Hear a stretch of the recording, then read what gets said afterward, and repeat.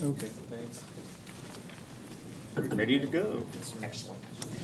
I'd like to call to order the meeting of the Palm Springs Public Art Commission of May 7th, 2026. It is 5:32 p.m. Jay, can you do roll call? Yes. Commissioner Hanna, Present. Commissioner Gascon, Present. Commissioner Loya, Present. Vice Chair Gonzalez, Here. Chair Armstrong, Here.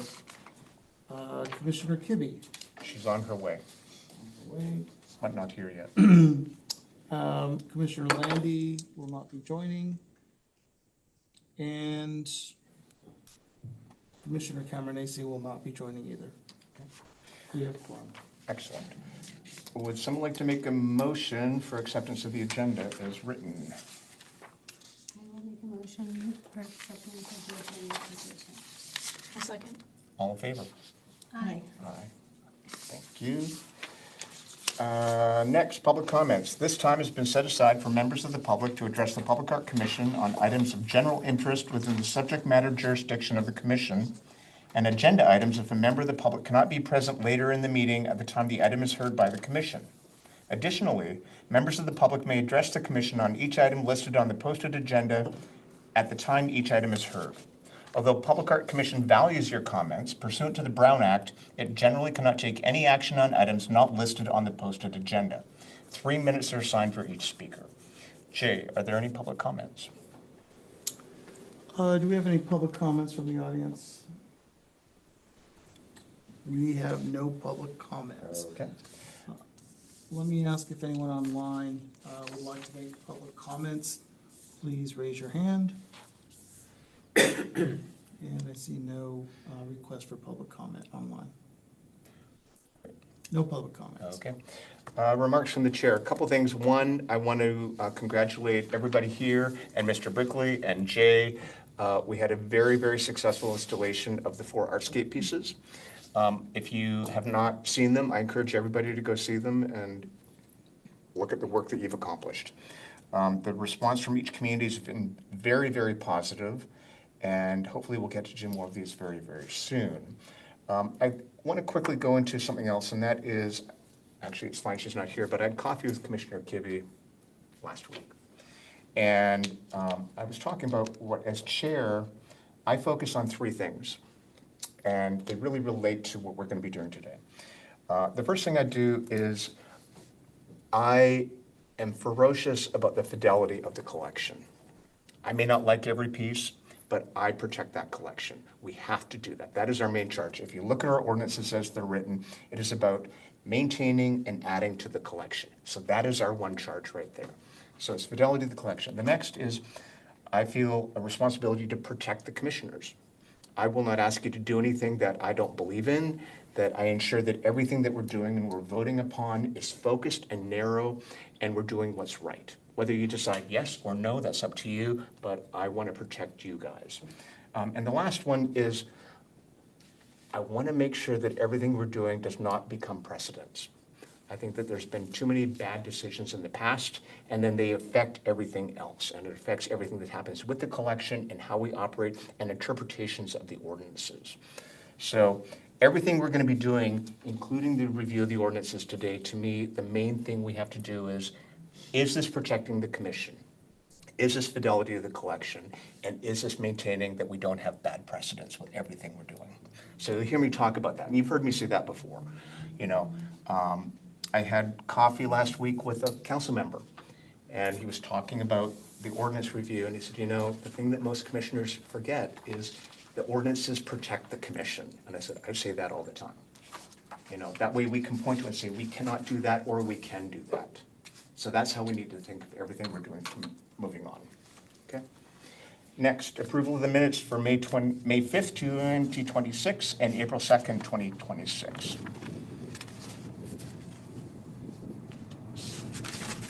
Someone like to make a motion on approving the minutes? I will make a motion to approve minutes for March 5th, 2026 and April 2nd, 2026. Second? All in favor? Aye. Aye. Aye.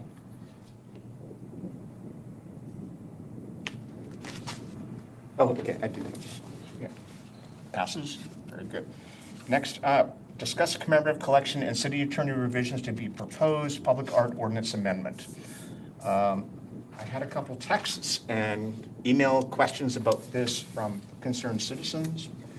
And I want to reiterate that the intent of this commemorative collection is not to remove pieces from the collection. We're not trying to box them out of the collection.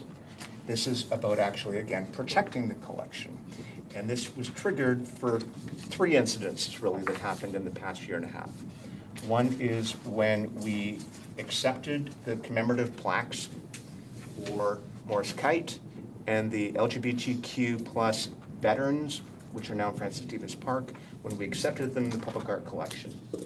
They belong in the city's property, they belong in the collection, but we didn't have ordinances written as a way to accept them and to maintain them. How do we take care of them? How do we display them? None of that worked within our ordinances as they were written. Then going back to the AIDS Memorial, when that first came to the commission, they stated that it was privately funded, and they had the design, and they were going to gift it to the city. The mistake they made, which they acknowledged they made a mistake, is they didn't do community outreach for that gift, for something commemorative like an AIDS Memorial. And we pushed back and said, you need to do community outreach for the second revision, and they did. So the idea is what we're doing is finding ways to ensure that pieces that are major gifts, major commemorative donations, go through a process that represents the best for that piece.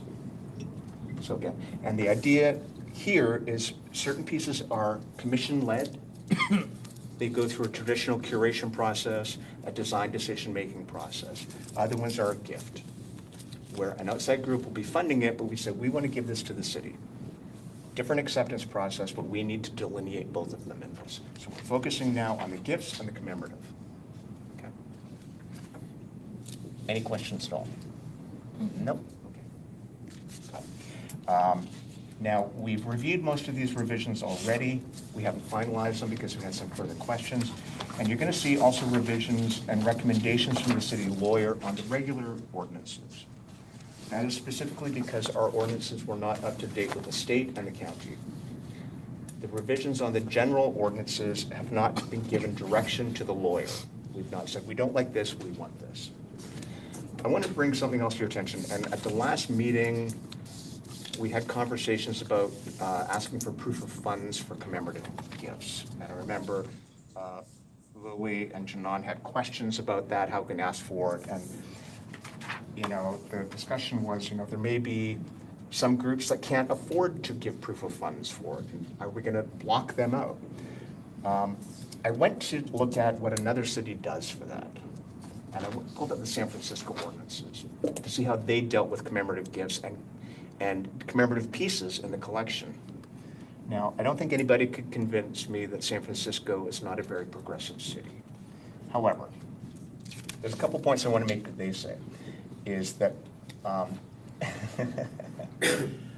in San Francisco, they will ask for, well, actually the key line, the very last line is, acceptance is contingent on receipt of payment from the owner for all costs associated with gift, including transportation, installation, a maintenance endowment, and staff time.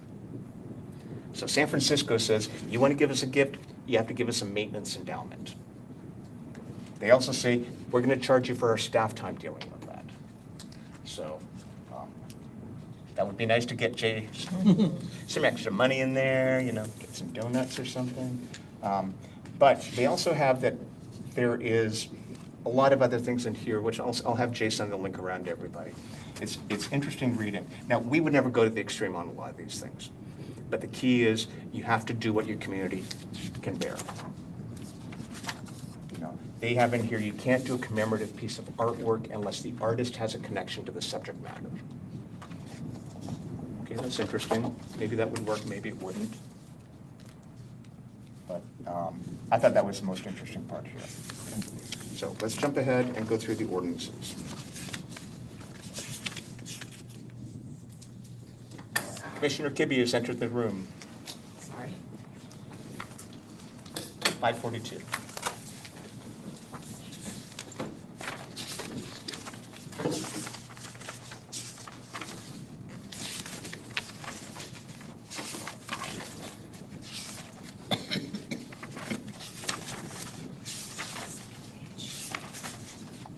Jay, could you give us an overview from the attorney on the major shifts that happened within our ordinances? Conversation with her? All of them? No, just generally. Sure. Well,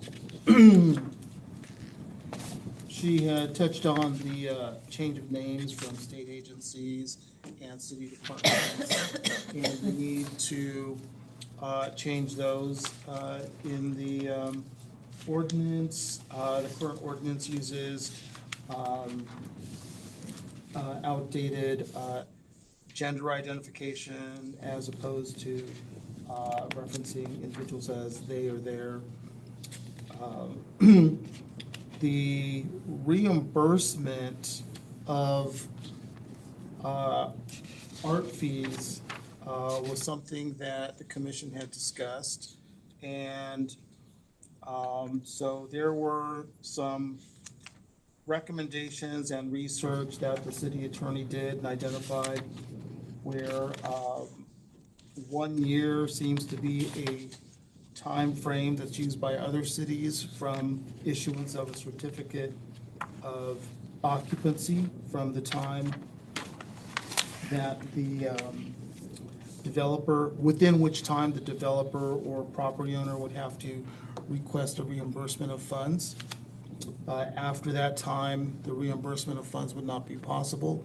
The commission had discussed this as kind of being problematic with an open-ended time frame where at any time, 10 years, 20 years later, property owners, developers could make a request for reimbursement of art funds technically.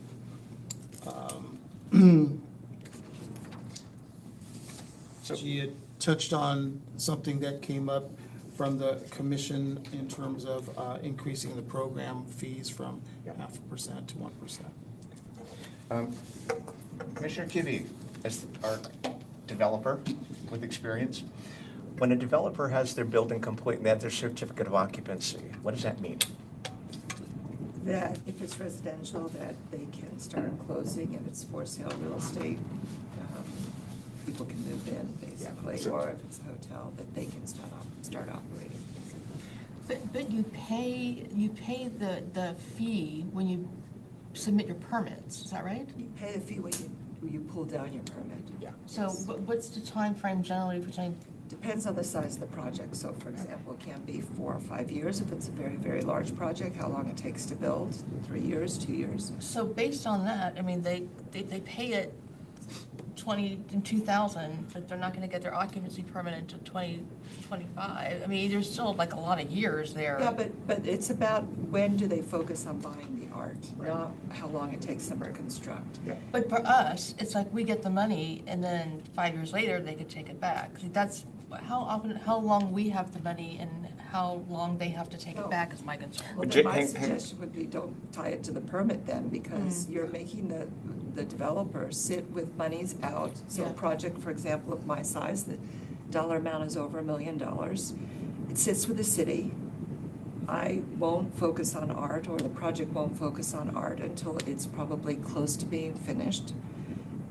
So they've been sitting with $1 million out with someone else. Now, they don't earn any interest on it. And now they have a year to figure out how to spend that quickly when they're just getting their operation opening and their focus is on opening. So, it's balancing the two.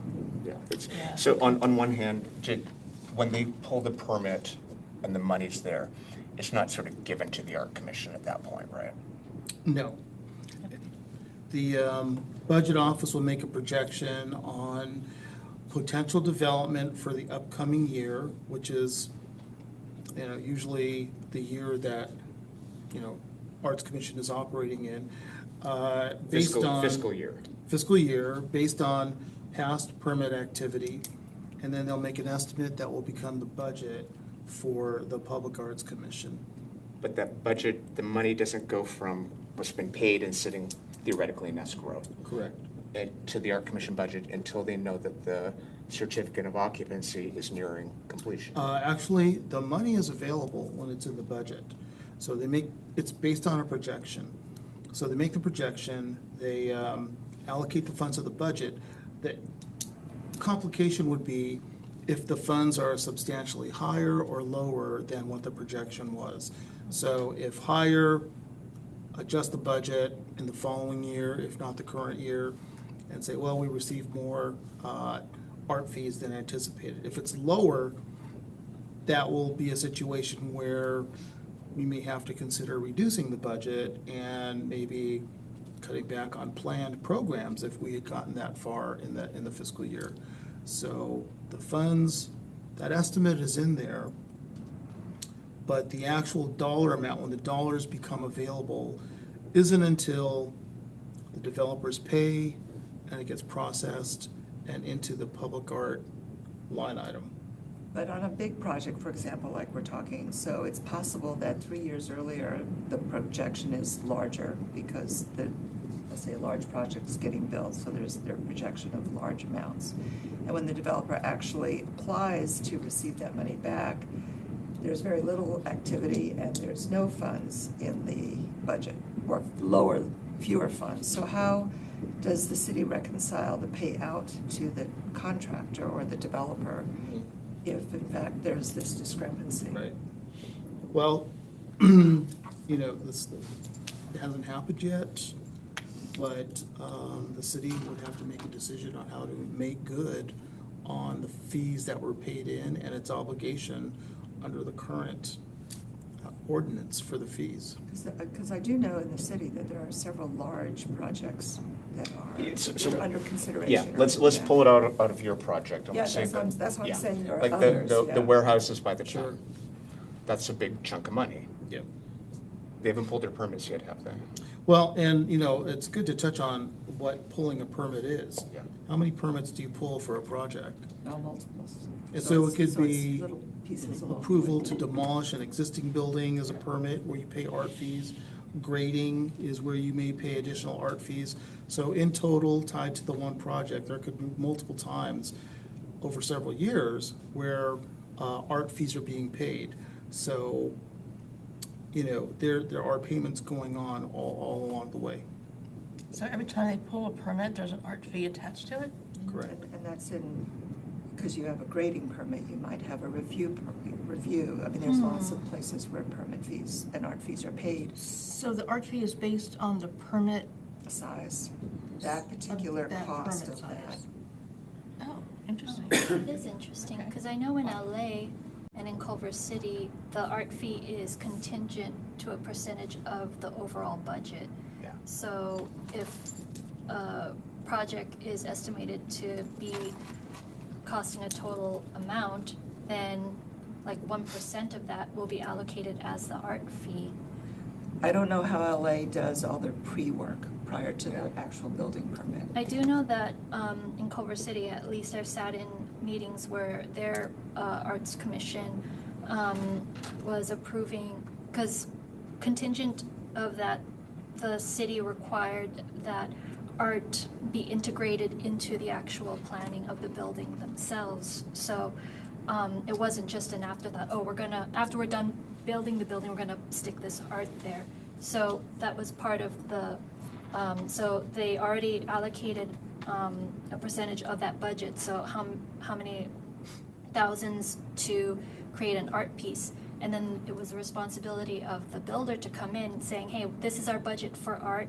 This is the artist we're gonna bring in. This is their proposal, and it will be in this budget. And it will be in the architectural plans. It will be part of the permitting as well, so that art is integrated even at the early stages of building planning and not just an afterthought. I can't even Yeah. imagine. I know that in the planning, for example, again, just using my project, we are designating areas for art, so there's power, there's foundation, there's those kinds of things, but the choosing of art seems like would be an add-on to a complication. Yeah. And just for clarification, I called on Commissioner Kibbe because she has development experience. I don't want to get into an area where we push her so deep she would need to recuse from voting on this. So Yeah. just as an experience here. And the key thing is this is what the lawyer recommended. 1 year. 1 year. Now, my feeling is you got your certificate of occupancy, you kind of know generally where you're going to be putting art. You have 1 year. If we say 1 year, they can get a waiver. 1 year. Now, my feeling is you got your certificate of occupancy, you kind of know generally where you're going to be putting art. You have 1 year. If we say 1 year, they can get a waiver. They can go to whoever and say, I need a waiver on this for another year. Or they could have negotiated a waiver before they even got to that point. But we need to start with something. So, and as I said, the lawyer said a year. I don't think a year is unreasonable.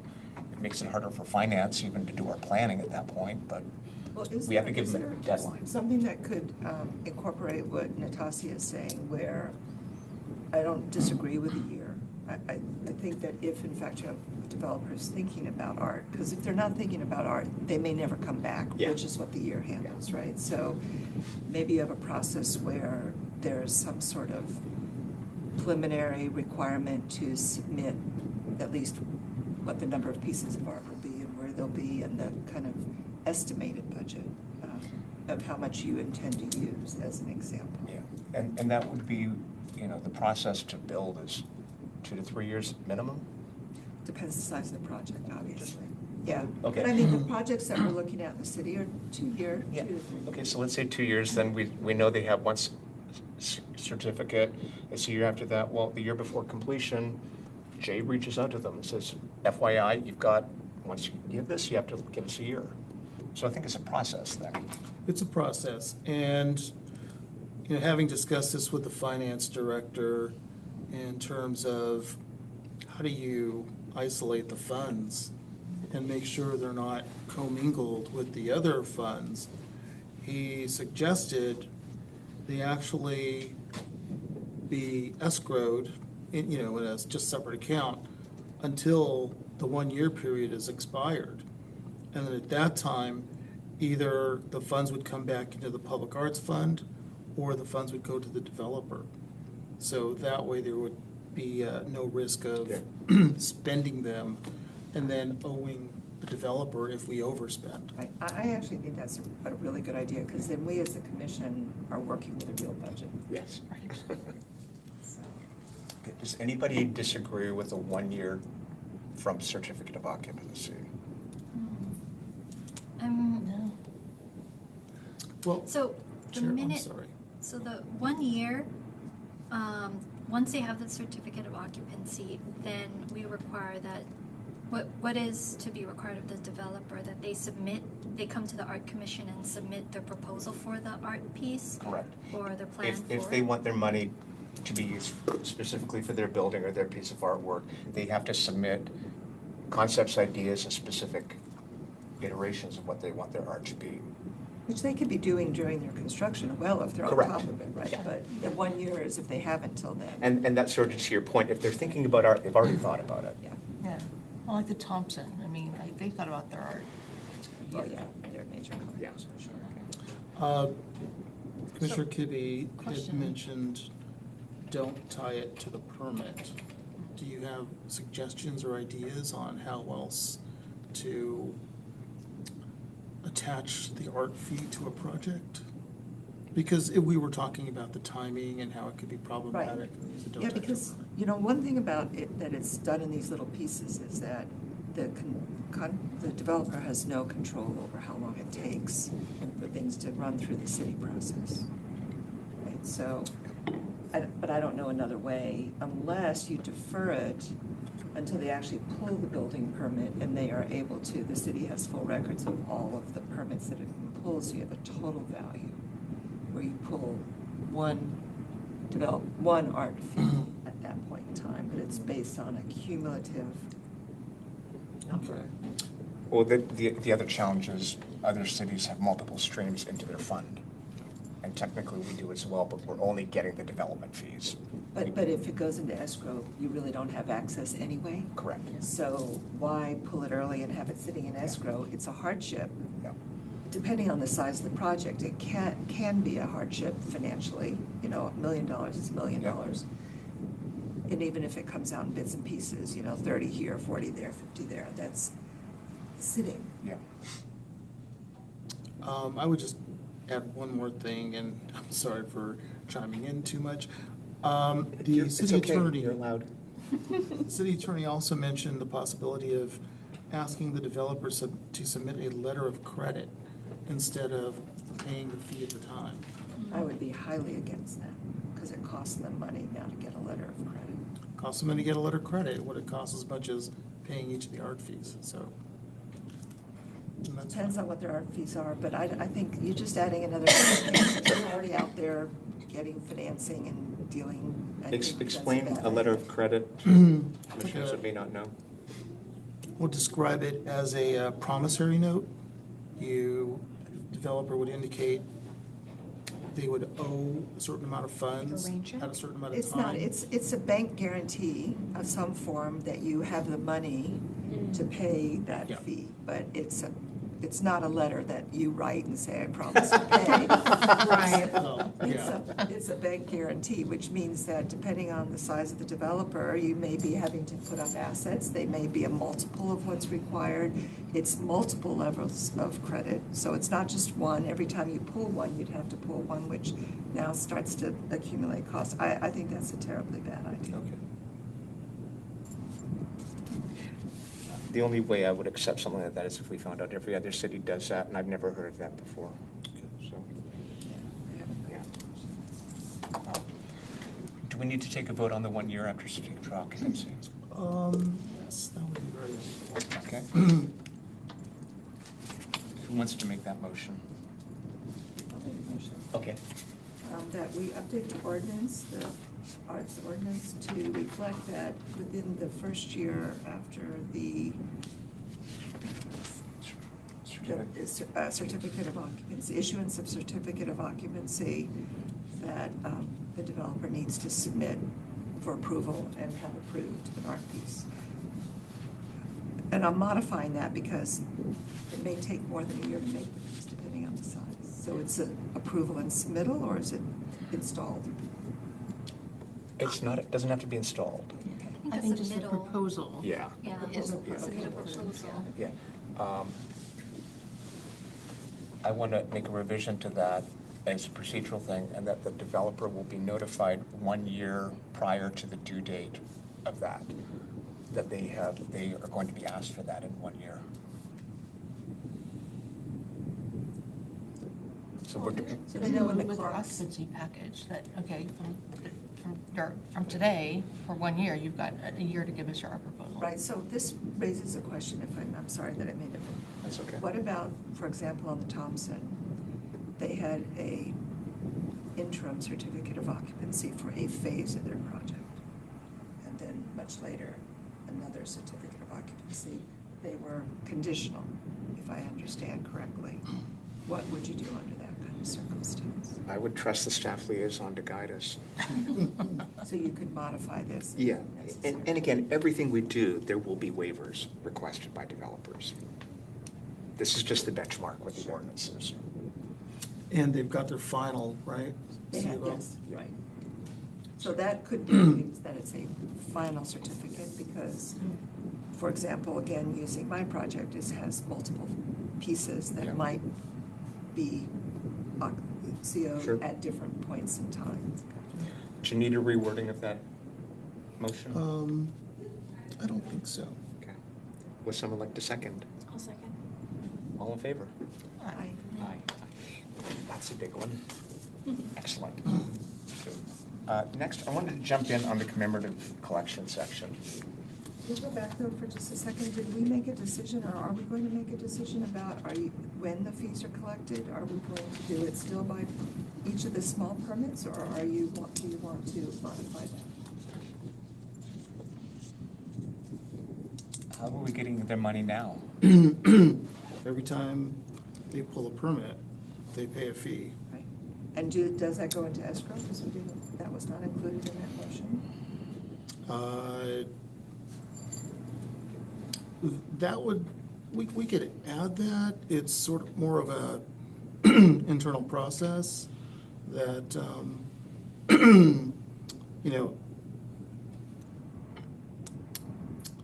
understanding that the funds will not be available until 1 year after C of O for the commission. For the commission.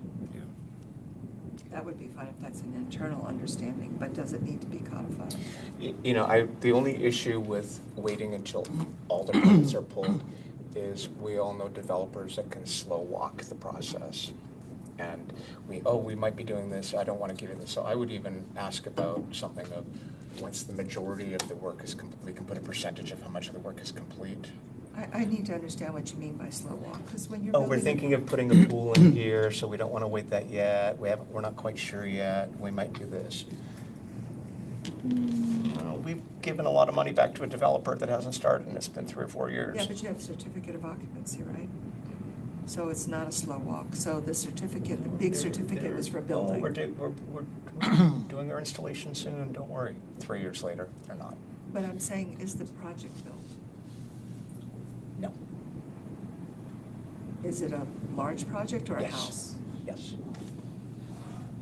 So, I would. Usually slow walking costs the Yeah. developer a tremendous amount of money because they're got a lending from the bank, so. Yeah. So I would ask that as a finance question. Mhm. Is any legal component to bit piecemeal or all at once? Of when the Arts Commission receives the funds? Yeah. Or, okay. When it goes into that escrow budget? Well, I think as it's being proposed here, it's final certificate of occupancy Yep. plus 1 year, and then Arts Commission either has a proposal for an arts project on the property or not, and then the funds go to public art funds. Or they stay in the escrow until they're reimbursed. Because they're not reimbursed on their proposal, they're reimbursed on the installation. Correct. right? But Yeah. it's approved for reimbursement. Correct. Yeah. Right, project approved At and at reimbursed. that 1 year mark, the money also is continued to stay there to pay their, to fund their project, or click, switched over to the Art Commission budget. Correct. Yeah.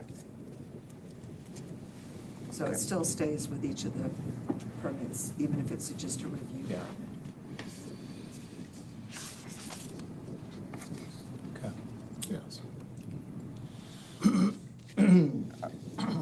Okay, let's jump to the commemorative collection piece, and that is near the back. It's your back 3 pages, 2 pages, one's 2-sided.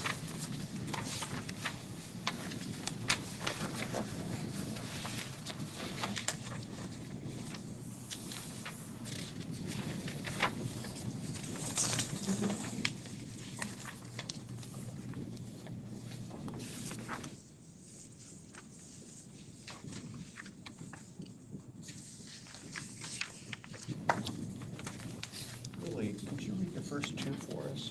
Can I see that? Oh, you don't have this? This one here? I'm just, it's in red, I was looking for it in black. You want me to read which part? Yeah, just read the whole thing so we can make sure that, we've reviewed this, but I want to, Starting with section A. yeah. Establishment and purpose. Pursuant to this chapter, a sub-collection is established within the public arts program to be known as the commemorative collection. The purpose of this sub-collection is to provide specialized management, preservation, and curation of commemorative works owned or overseen by the city, recognizing their distinct historical, cultural, and stewardship needs.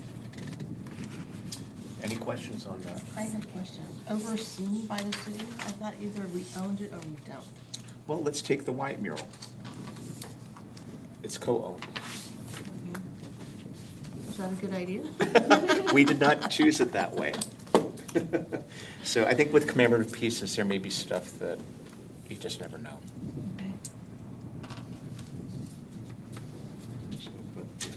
Any other questions on that one? Okay. Scope. The commemorative collection consists of works, markers, monuments, memorials, and structures designed primarily to commemorate an individual group, event, or social movement of significance to the history or culture of Palm Springs. Works meeting the definition of, quote, commemorative work, end quote, in section 3.37.030, and approved pursuant to this section shall be included in the commemorative collection. Okay, next. You got a nice voice. that's what I'm a You're tour guide for loud. a reason. Eligibility and inclusion.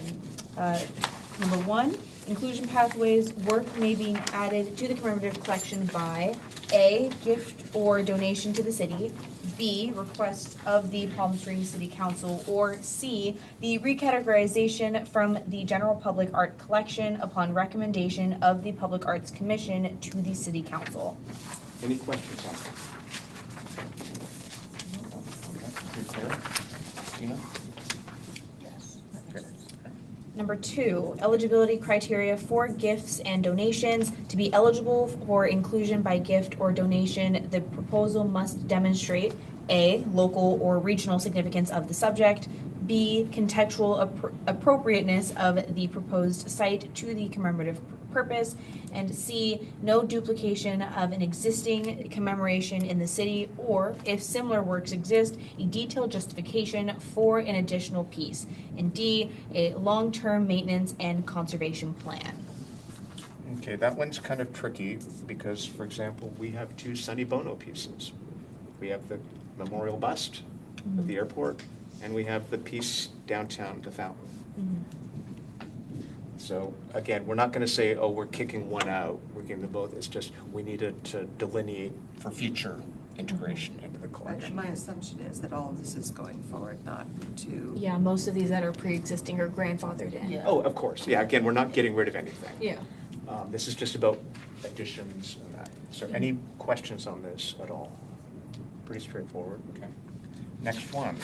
Number 3, recategorization process. A recommendation by the commission to recategorize a work from the general collection into the commemorative collection shall be presented at a regular public meeting of the commission, with opportunity for public comment before transmittal to the city council. City council approval is required for recategorization. The eligibility criteria set forth in subsection C2 shall apply to recategorization proposals. Makes sense. Okay. And that, again, that makes sense because the art commission is an advisory commission to council. Ultimately, council makes a determination on everything. Moving on to approval process. Number 1, all proposed commemorative works shall follow the standard approval process under this chapter applicable to donations or placements. Number 2, in addition to the standard process, a party proposing inclusion by gift or donation under subsect C1A of this section must, A, provide proof of full funding or for all costs, including fabrication, if applicable, installation, signage, and all long-term maintenance and conservation plan funded by the donor.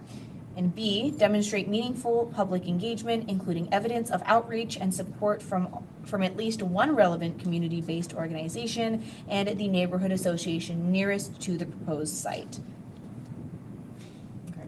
Okay. You want to stop there? Because those are the tricky ones. Yeah, it's Okay. just, it was a big chunk. Yeah, okay. Before, there was concern about proof of full funding. And we're not saying that they need to have full funding, it's just their, what they've got and what their plan is. My concern is we don't want to start installation of a piece and then have them get 2/3 of the way done and say, oh, we're out of money. We need the city to pick up the rest.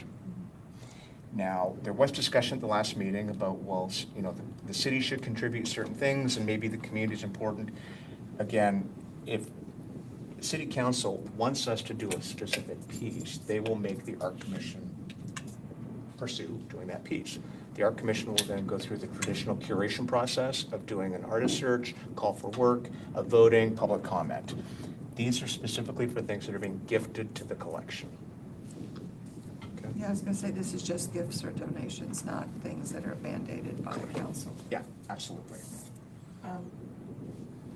We had spoken briefly at a previous meeting, I forget who proposed it, but kind of softening the language so that there was some flexibility.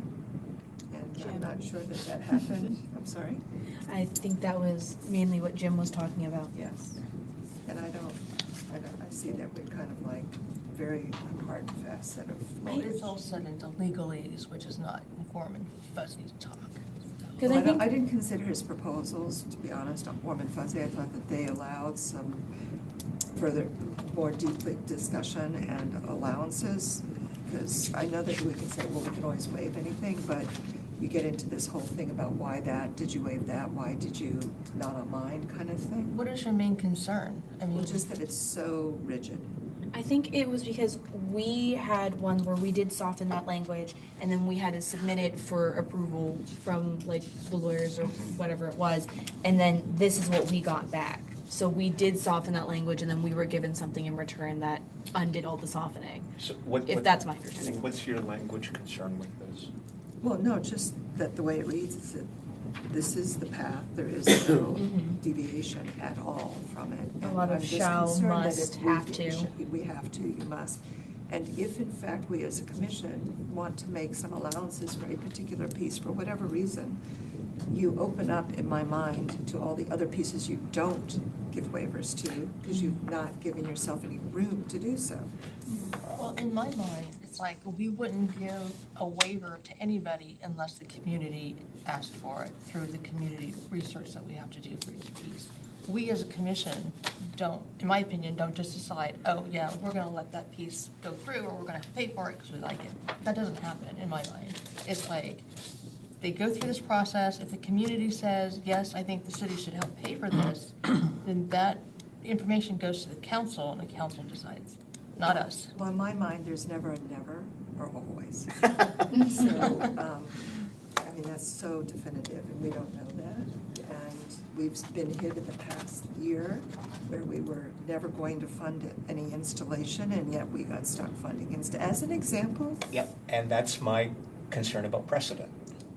that's my concern, right? Once you do it, then there's, oh, you did this already, you have to do it for me. Well, we didn't have anything written down prior. Now we can. So that's, again, Okay. that's my That's feelings. thoughts. Would it be possible to include language there that instead of provide proof of full funding, that, that they're provide, like, an estimated budget or something rather than proof of funding? Saying that, like, we plan on securing these funds, rather than saying that we have these funds right now. You know what I mean? Well, anybody can do a budget. Mhm. Budget doesn't really, we do budgets all the time. We don't stick to them. So in the case of when the city had to assist in funding with the installation, because, what was that situation? Did they underestimate the cost of installation, or was it that, party, like, events beyond their control unfortunately pushed costs up to where they didn't anticipate, or how did that occur? They didn't budget installation. Mm. It was that simple. So, look, I can tell you, after doing the installation of these 4 Artscape pieces, you choose a location, then all of a sudden you find out from Public Works, oh, you're gonna need a crane, and you're gonna have to drive through the entire park to do the installation, and there are things that are out of your control that you don't plan on. So that's what's missing then from this. Yeah. So my telling you it's gonna be $10,000, but my budget says it's 35. I think that we need to add the word budget. That we need to be able to review the budget and the reality of that budget. And then that they have the costs, the money Yeah. to do that budget. Because right now it just says proof of funding for all costs. Well, they They can don't tell know. us their costs are 75,000 and their costs are really 150. Right. Yes. So I do think I would add the word budget to Okay, this. That's so all. it's not just one or the other, it's both. Yeah. Yeah, so it's like they anticipated costs. They could say, oh, we have this much for installation, and then even with a 10% contingency there, it might still Right. not be enough. So I think there should be something there where we can make it to that, they don't have to provide full proof, but show that they have enough funds to cover, like maybe instead of 10% contingency, like. Well, I would propose to, I think they do have to show their costs. I think they need to have not just their budget, internal budget, they need to have a budget that's been estimated by qualified contractors to do the work, and it's a supported budget. Right. They have to go to the needs city, be a maybe? proposal, not a guess. We Right. think it's not 10 just a grand. budget, because people do budgets all the time, but that's not in here, it just says costs. I would finesse this a little bit and say that it's sort of what you're saying and what you're saying. you're saying two things. And that is, when they make the presentation, it's a budget, and what's the one step down from proof of funds, whatever, funding assessment or something like that? Plan right down, proof of funds right down. Yeah.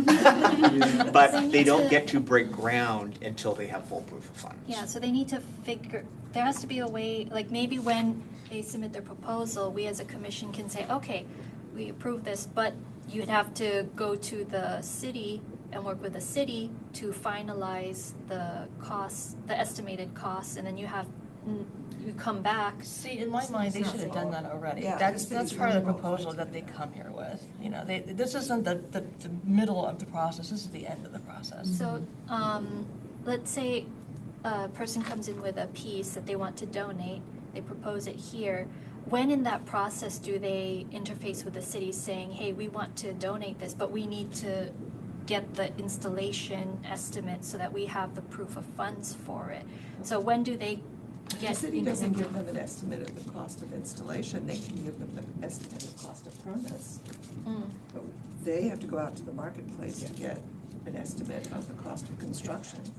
So they would have to go to like a private contractor, like, and then say, hey, we want this in this park, but I'm assuming someone from the Parks Department would have to go there with them and walk around and say, like, if you put it here, it's gonna cost this much because it needs this, this, this, and this, and you see what I'm saying? So, Well, the approval would be a two-pronged process. One is they come to the commission and say, we want to do this on women's rights, and we think it'd be great in Ruth Hardy Park. She was a great woman in Palm Springs. And here's the idea, here's the piece, here's our proposed budget, here's how we're going to do our funding. And then the commission would say, that sounds great. And then it would go to council and say, that sounds great. And it's conceptual at that point. And then before they can actually do anything, they need to come with a specific location, the exact number, what it's going to cost, because they may say, we want to do it in this corner in Ruth Hardy Park, and all of a sudden there's a sewer underneath. So they need to move the location, and that has a whole other approval and process. So it's not sort of a one and done.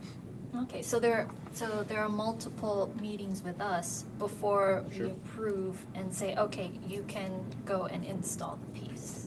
Because I was under the impression it's like they had to have everything ready before coming here for approval. So it's a process rather than here's our proposal and either approve it or deny it. Yeah, I mean, I'm not going to ask somebody to go out and do a maquette and spend all this money if we don't like the idea.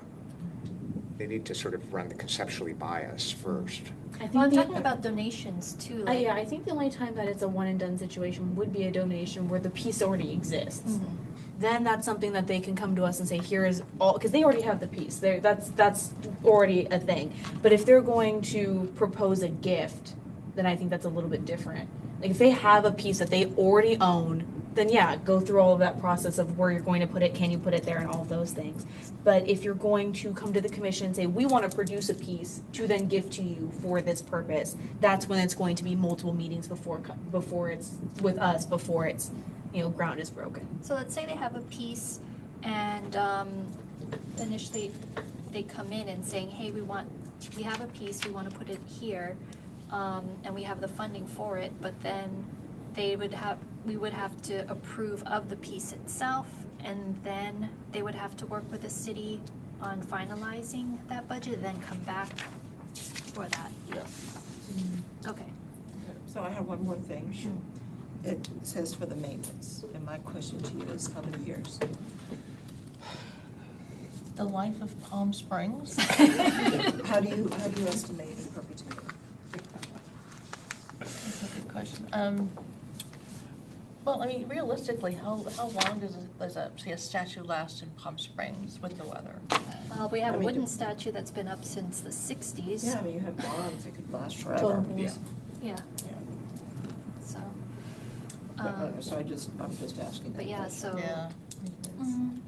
Well, I think as well with that as well, like in our ordinances, there's other like mentions of whether we like deaccession a work or if we put it back into storage and things like that. So I guess maintenance would just be as long as that piece is out, right? Yeah, but how do you estimate that in a budget, have proof of funds? Like a yearly cost.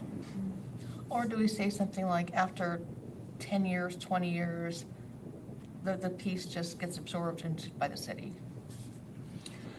Yeah, and part of Maybe the then- maintenance rotation, Yeah, I would, maybe, I don't feel comfortable saying a sharp 5 years or sharp 2 years or anything like that, because every piece is completely different. And so I think there needs to be a line in here about the recommendation of the commission, because once we know the specific materials, and look what happened with the Ace Memorial, the materials completely changed, even from the second approved design. He said, this is better, and we like it better. And the Pride Monument needing to be, The Pride Monument, we need to have do not climb spray painted everywhere on it, you know, because it looks like a climbing wall. So I would put some language in there about through that approval process. Yeah, you have to have some timeline. Yeah. It's impossible. Yeah, I mean, if it's a big butter sculpture, Maryland, you know. well, we're assuming that if it's going to be up in public, that it needs to withstand, you know, the elements and public interaction for a certain amount of time, regardless of the material. Yeah. So, obviously, with the AIDS Memorial, he estimated that that material will stand up to repeated public and elemental interaction, but in terms of the timeline, But that's different from maintenance. Maintenance is washing. Dusting. Dusting, touching up if it's painted. It's not about whether it withstand people kicking it or running into it with their bike or. Yeah, I because still I worry about getting into withstanding, because then that feels like we're hand-holding people on producing a piece of artwork that's gonna go outside. So what if we did something, we know what an average piece costs us. What do we pay Signature to maintain a piece for a year? Uh, a I single want to say piece. like $1,400 per piece per. A year. Well, that maybe we set an amount that they have to show for X number of years. Or if our maintenance crew deems it will take more than $1,400 a year, they're eligible for that. I'd say some, They're eligible for us to participate. Yeah. So, you know, give them sort of a, here's what we find is normal maintenance. If it's going to be above normal maintenance based on your choice of your design and your materials. And the size. I actually like that Journal because size. it allows us to have a much firmer budget process. And like for plaques, like those come under plaques, I mean, they don't need $1,400 a year. No. I mean, so. Yeah. Yeah, some require scaffolding. Yeah. And some are more intricate, you know, reaching in and cleaning the inside. so they have to provide an estimate of like maintenance for a year, and then we can decide how much they need to maintain. Like if it costs them $1,400 a year, then it's like, okay, it costs $1,400, can you provide proof of funds that you'll be able to maintain it for 5 years? Yeah, and I would throw in a time in there so that when they submit all of their designs and everything, the staff liaison would run it by whoever's their maintenance team under contract at that time, and the maintenance team will then say, we'll need scaffolding, we will need squeegees because this is all glass or something Well, like there's that. Personally, I would collect it up front. So if it's in their budget and they have the financing to do it, that way you don't have every year trying to collect it, True. because you may not be able to collect it. I would collect it. We can earn a little bit of interest on it. It sits in escrow. And we know that it'll be maintained for every number, whatever I like the that set term is. That's what San Francisco does with their maintenance endowment. Yeah. I think that's a brilliant idea. And so does I'm assuming the piece, once it's admitted into the collection, it will be the purview of the city, so the city will take care of it, or will the people who bring in the piece have their own, say, like a company or? It'd be the city because Contractor. it's on city property, Oh.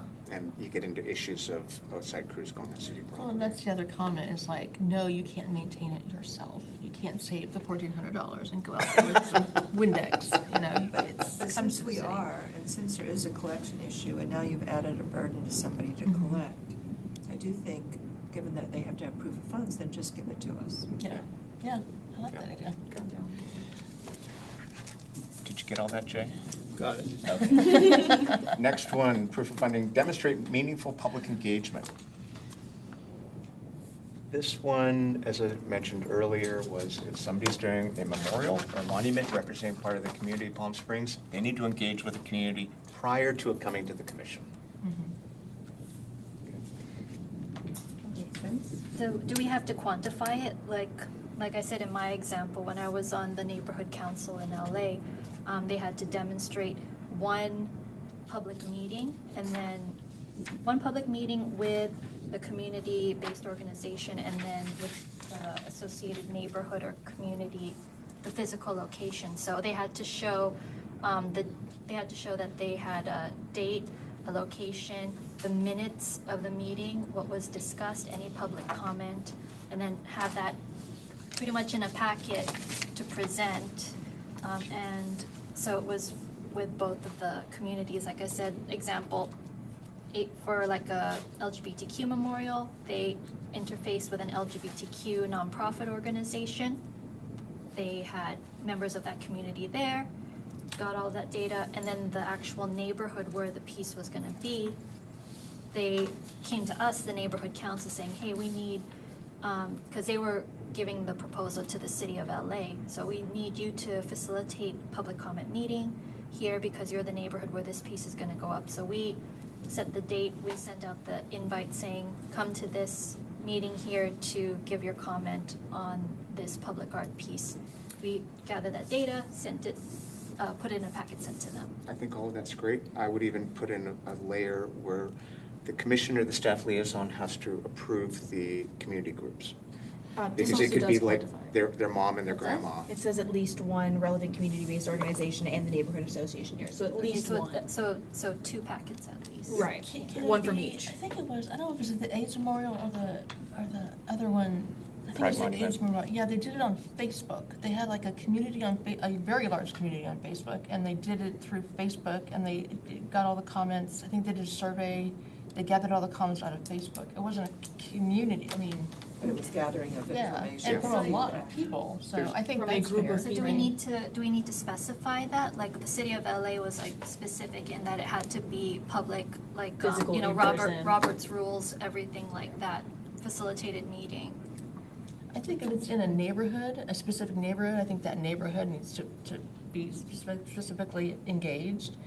But, I don't know, maybe because, I don't know. I wouldn't make it so formal as Robert's rules, because what if groups just want to get together to discuss, and you now have made it, like, does it disqualify it even if they've got 40 people in a room and? And I guess it just made it more formal with the city of LA saying that we went through the formal process of gathering the opinions and public comments of this rather than just pulling, because, you know, someone can, like, and to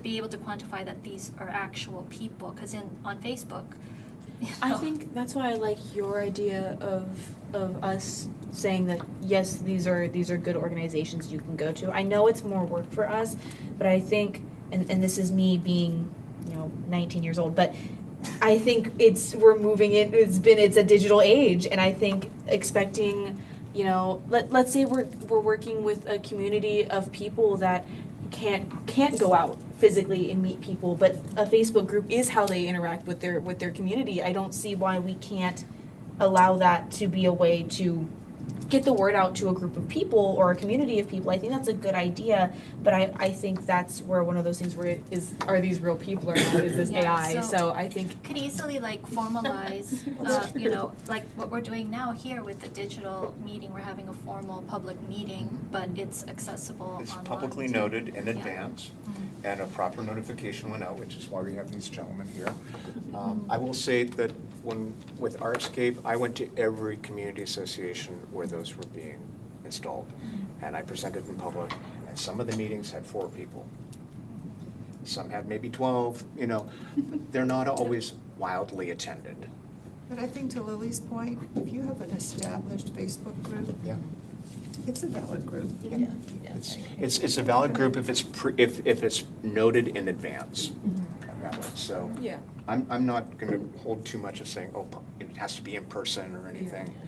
Now, some neighborhood organizations, very active. Yeah, I mean, even Some our aren't. whole neighborhood isn't one PS. Yeah.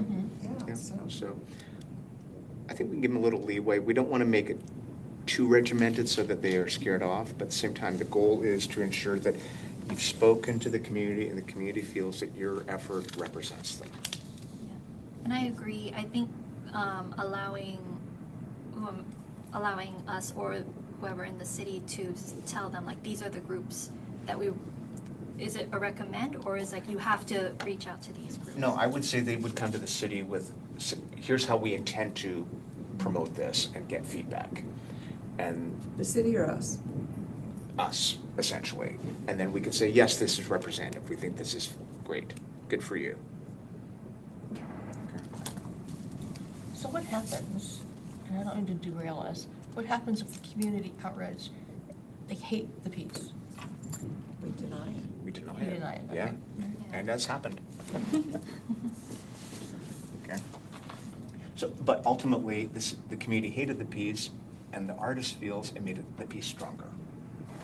Right, I mean, I don't think it precludes them going back, redesigning, Right, rethinking, okay. and going back out again. Yeah. True, okay. Yeah, a denial from us doesn't mean that they can't do it forever. It just means that they can, step back and come up with a new proposal. Or buy an empty lot somewhere and put it. Where's Jim? He's got some land. Okay.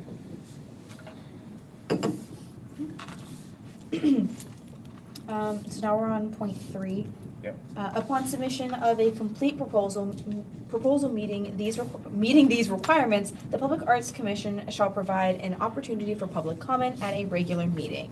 We do that anyway. Right.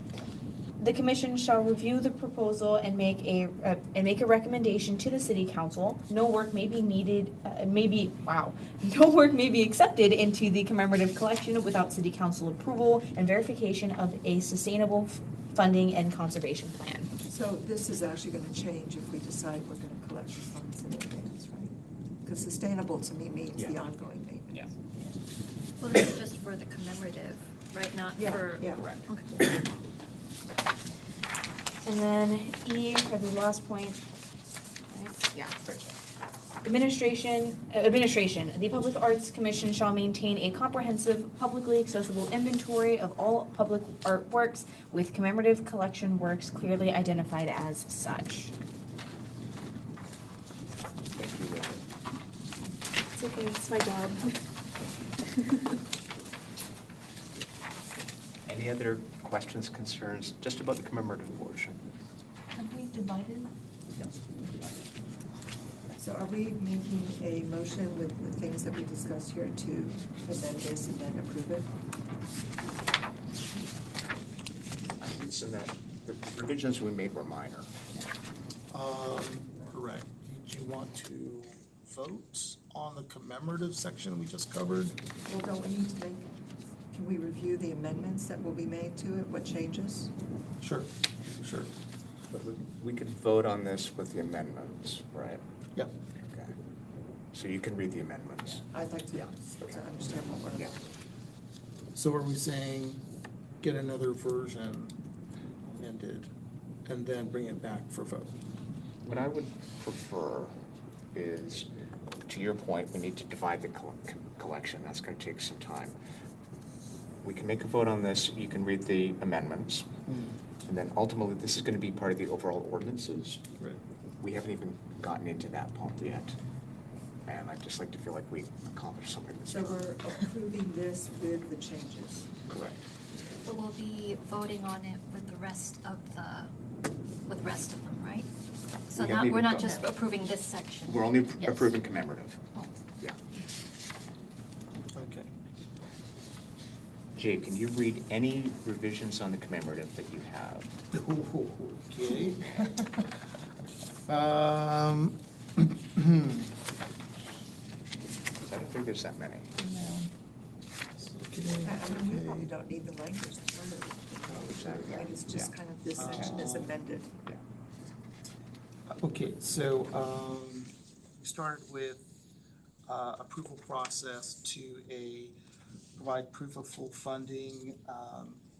The commission shall review and approve the project budget.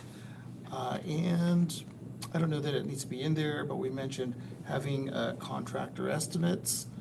I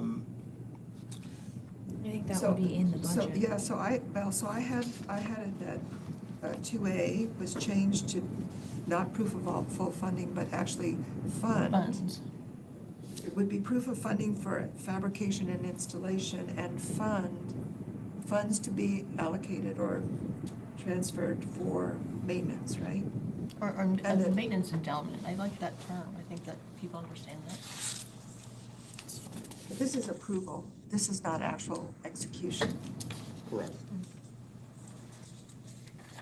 So, And then the budget should be a verified budget. it's Supporting documents. everything that you're saying, I could see falling under 2A, except the word budget. Okay. Budget and including, And then it's,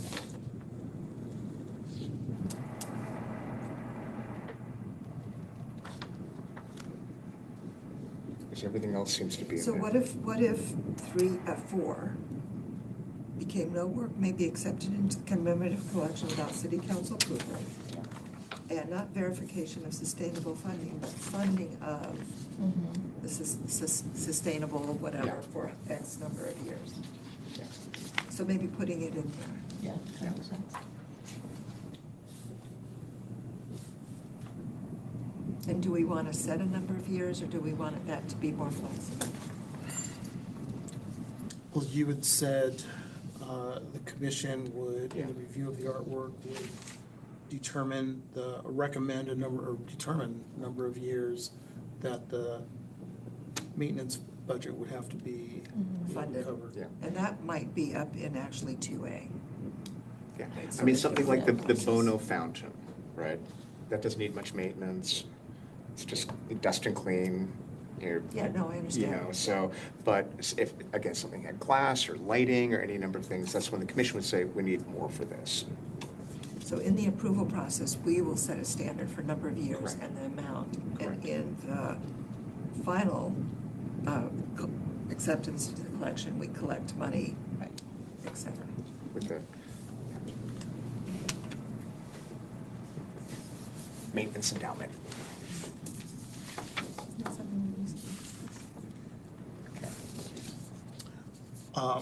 Public engagement, or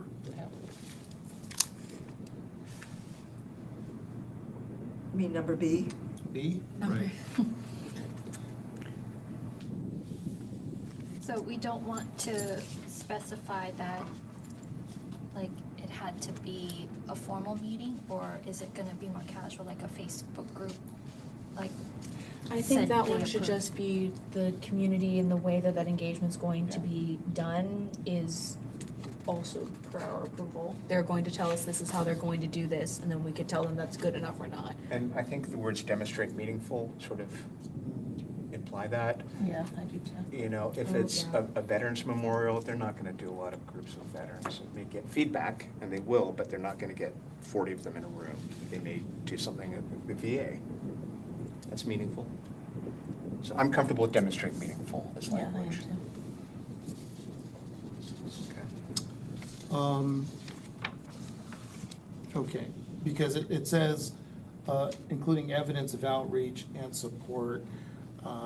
So is that supposed to happen after they bring the project to the Public Arts Commission? Because that would be, the commission reviews their plan for public outreach, and then commission approves that, or they go on and do it and bring it to the commission and can say, these groups have already. I think I they would should approve it. I think we should approve it first. oh, I was gonna go with that, and that if we didn't find it sufficiently evidentiary, if you will, that we ask them to do more. I just feel like, why make them come back and forth 4 times? Why make them do it all over again when they can just say, this is what we were planning on doing, and we go, no, you need to do that more. Do more of that first. But what if they come in, we don't like it, we're gonna ask them to do more anyway, right? So it's either. I would feel that if in their initial proposal to us, with the idea and all these other things like 2A area, that, like earlier on, they should have their plans of public engagement, the groups that they're planning on working with, things like that. And then we could say, well, we don't agree with those groups, or we don't think that public engagement is enough. And then before they even go out and try to talk to a bunch of people, they already know the standard that's being set. I see their value in both ways, and I'll tell you why. Because I think that people are gonna automatically go to community groups, and some of these pieces may have value to the Small Hotel Association, to retailers, to restaurants, you know. Oh, this is gonna drive foot traffic in Francis Stevens Park, and that'll be great for my businesses around there.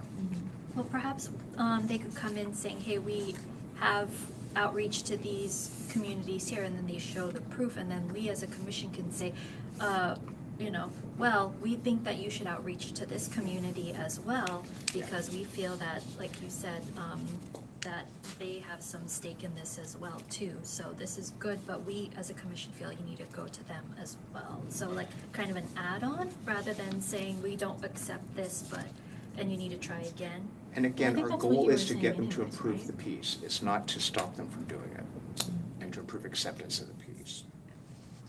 So if they're coming to us twice, here's the concept, here's what we want to do, here's where we're thinking it could go, and we're going to do community outreach. That's the point for the commission to say, make sure you talk to local hotels, make sure you talk to this as well. And when you come back with your final meeting for us, we expect to see the findings. That's kind of the process you said.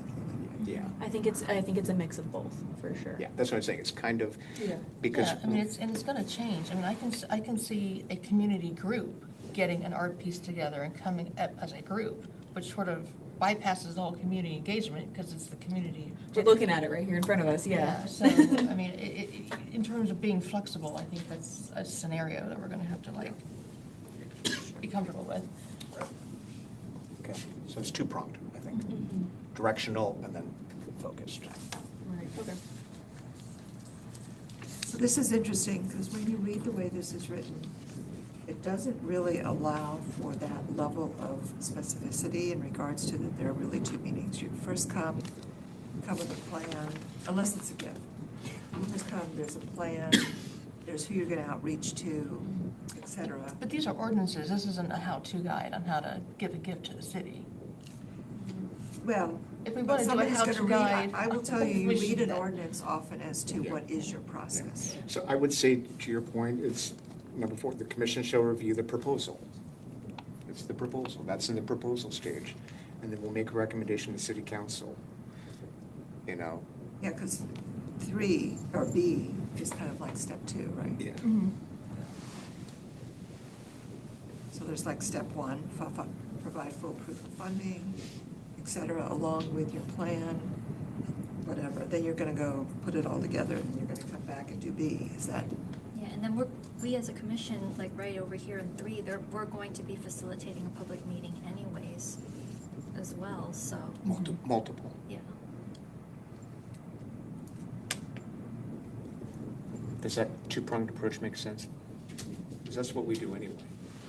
Yeah, it makes sense. Just keeping in mind, the time frame between meetings is 1 month, so, from the time someone first brings in a proposal to having to go back out to the community, not sure when they would schedule additional community meetings, and Public Arts Commission meets, once a month, so that's kind of factored into the time frame too, that it may be an extended amount of time, but.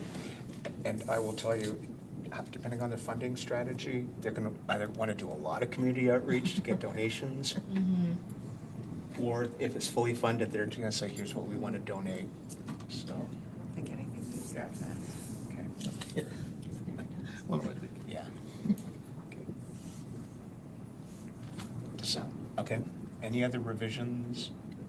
So we did public engagement.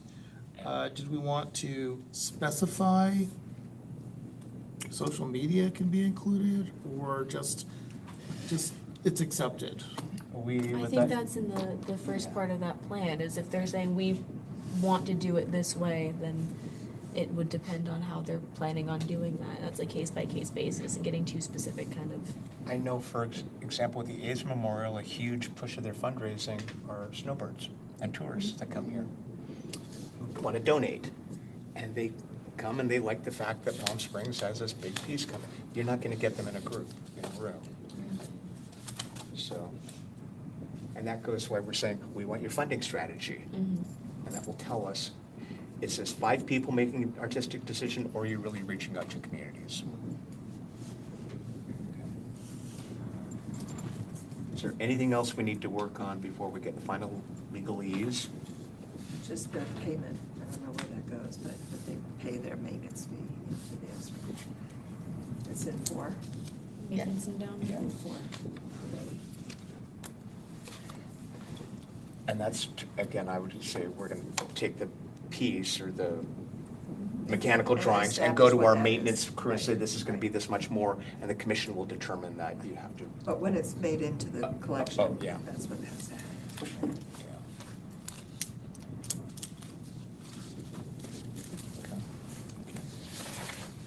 This isn't final, it's not binding, I just want to take a vote so that we have a vote on record that we've approved this, and we know we're gonna review it one more time in the entirety of the entire ordinance review. Someone like to make a motion, all the revisions as dictated. Yes, I will make a motion that we accept this version of the commemorative collection ordinance with the amendments as Jay outlines. I'll second. All in favor? Aye. Aye. Yay. Now that's done. So what I'm going to ask is, as I said, the rest of the ordinances, we did not give the lawyer any direction on what we wanted to change. All we told her was bring them up to date. So they are legally up to date. So there are some things in our ordinances that need to be dealt with. We don't have good language on deaccessioning, which for the people in the audience means removing from the collection. So we don't have anything on deaccessioning. We don't have anything on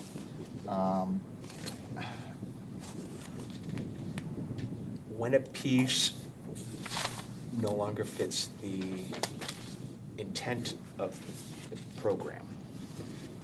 When a piece is, its cost to maintain it is more than the value. Say that again? When the cost to maintain a piece or repair it is worth more than the value of the piece. Has this piece been totaled?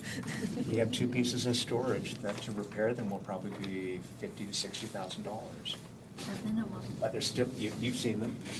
Yeah. And they're still in our collection. And then not to mention moving them and then getting the location ready too, so.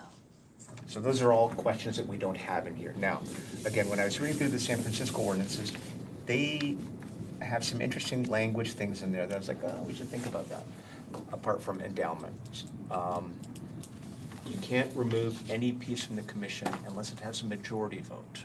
Not a majority, a 2/3 majority vote. So it should be majority. 2/3 majority, as opposed to just 1 vote over.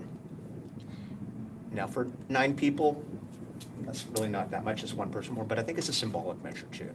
It's basically saying more than the majority of the commission acknowledges that this piece no longer fits again, we've got these beautiful pieces in storage that you can't fix them. We've got pieces that need to be considered in different ways. For example, and again, I'm not making a determination now, but we have all those benches that were painted. They were funded by the Art Commission dollars, but they were meant to be temporary. Now, the value to those pieces is they brought art into local communities. They employed lower income local artists, non-traditional artists. Some of the pieces, they weren't amazing art. They look like they could be in Tucson or, Denver or something like that. But some are really good for Palm Springs. To me, the value to them is they really represented the city coming together during the COVID shutdown. Now, to accept that they're not in the commission or the collection already, to accept them in the collection, I would suggest they need to be considered as a group. This was sort of a COVID initiative and position them that way. So then they become more of a social piece rather than individual benches. We cannot put the utility boxes in the collection. I was because gonna ask that. Can we Those are lump those in? not part of cities, as we know. Those aren't even the county.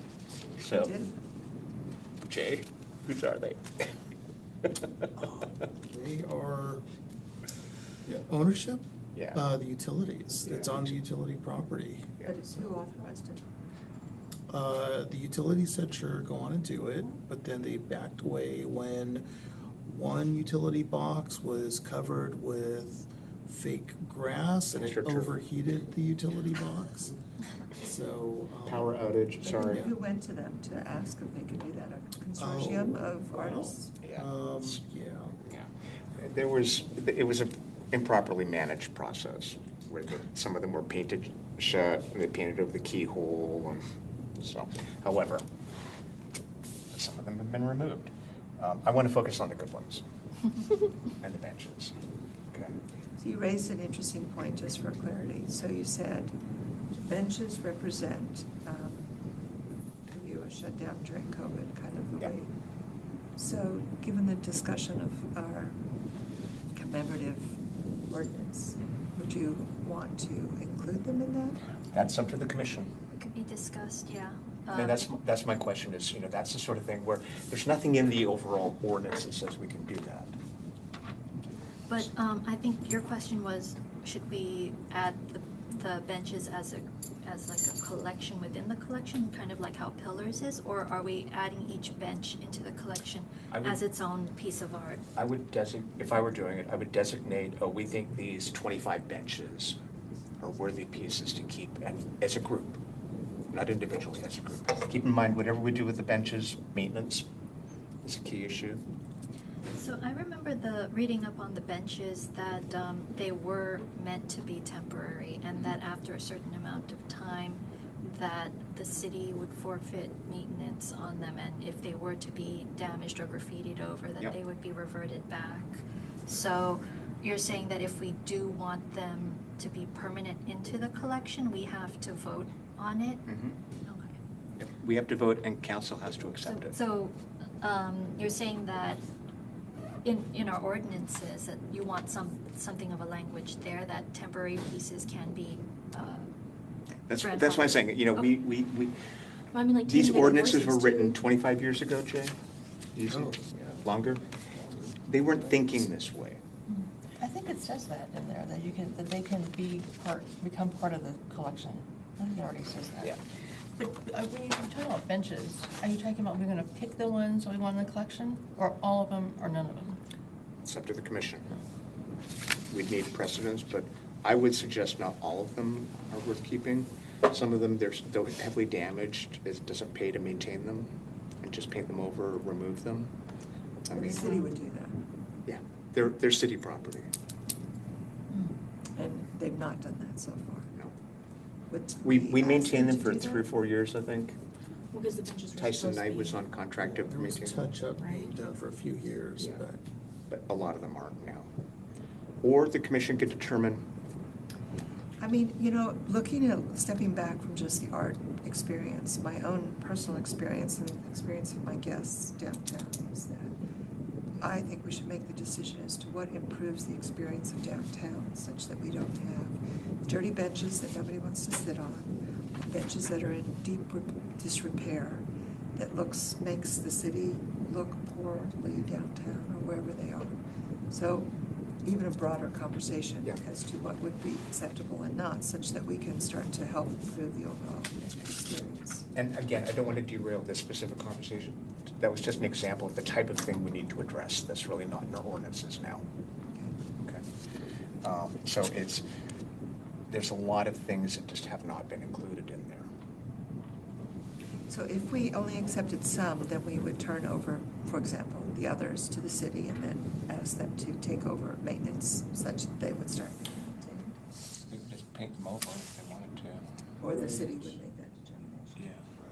Well, we would also have to, in that case too, we would also have to go to council and even ask if we could accept those benches as a part of the collection anyways. Correct. Where you clarify that, what, Yeah. So, and again, let's not get hung up on this.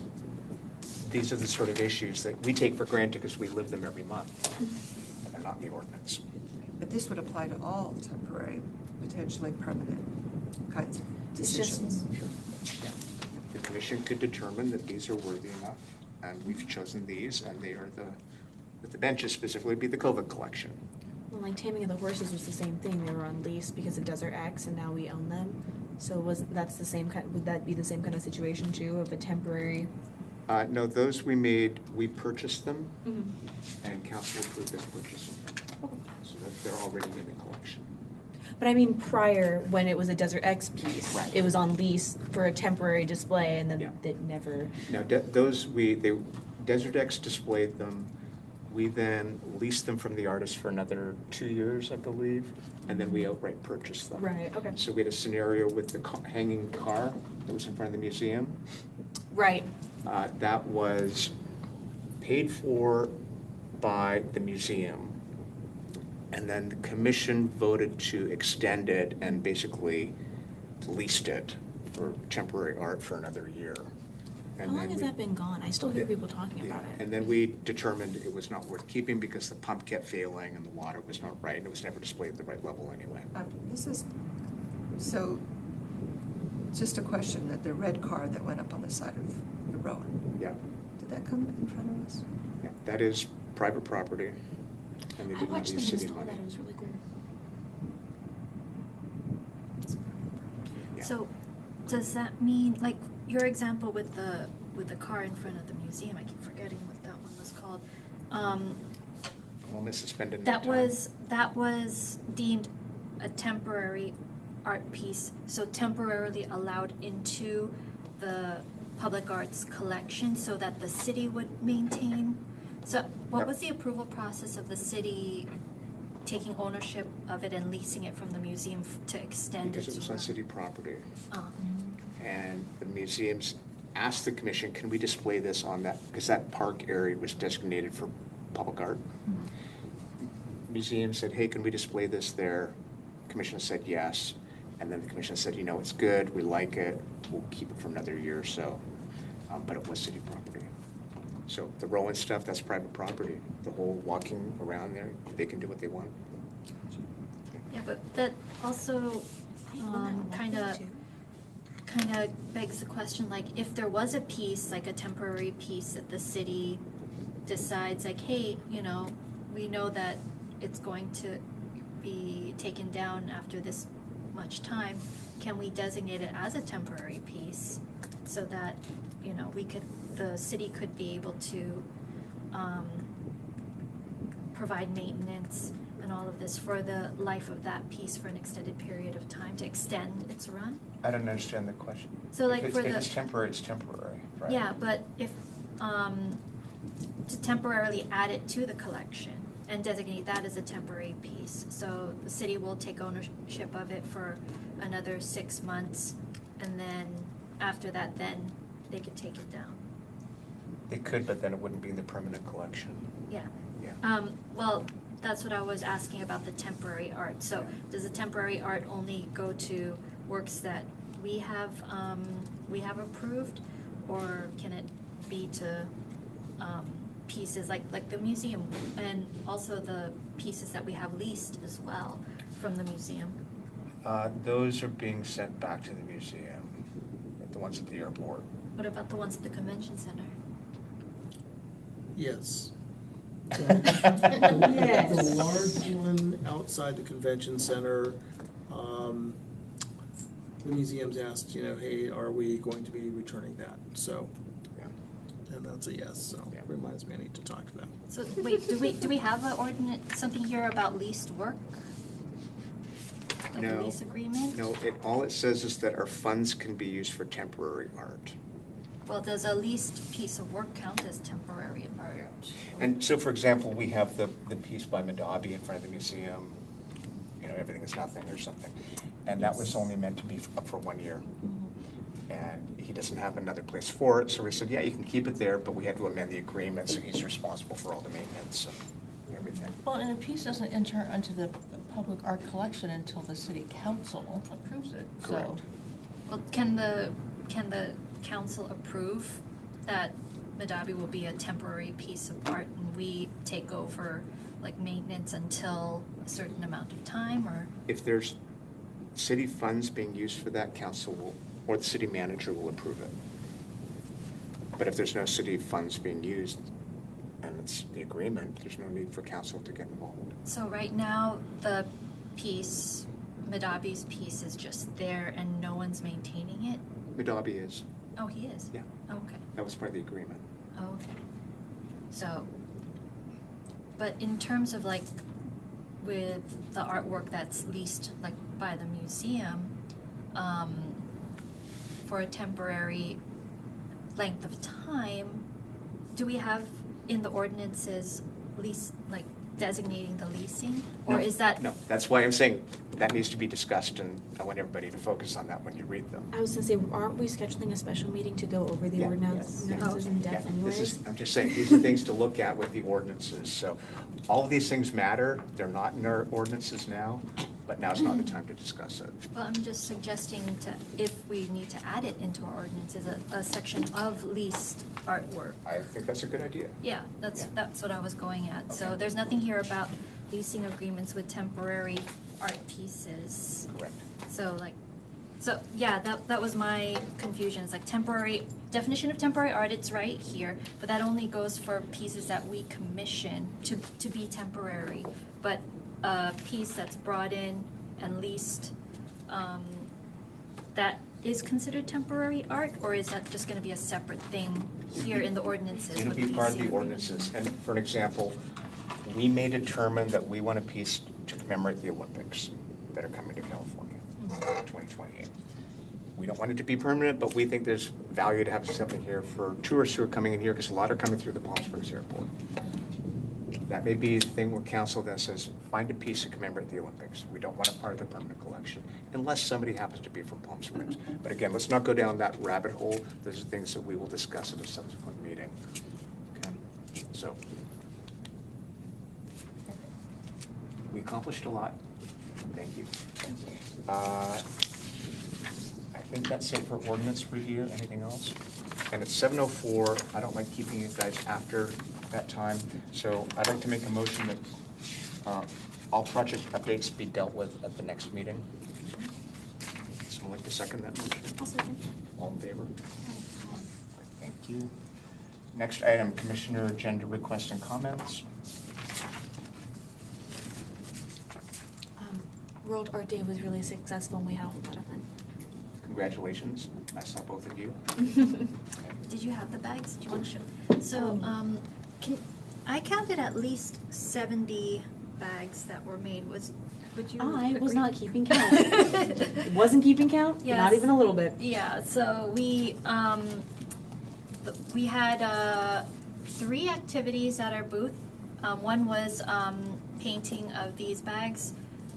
Guests were allowed to come in and pick a bag, and we Please don't provided answer them with paint and markers of that nature, and a washing station, thank God for that, so that they could decorate a bag and take it home.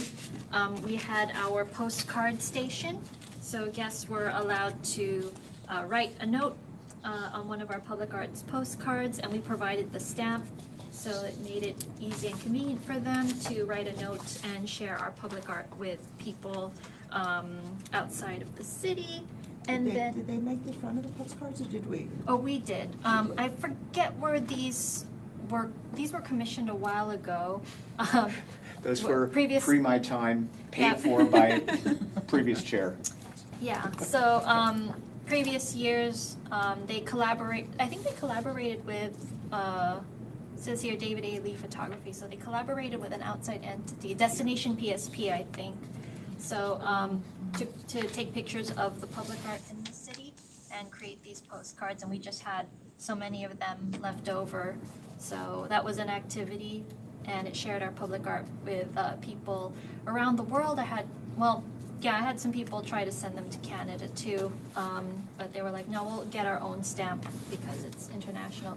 And then the final thing was friendship bracelets. So we had people coming in, we gave them beads and string, and yes, so many beads. But it was really popular. We had people lining up. We had to have 2 more tables for the beads and stuff.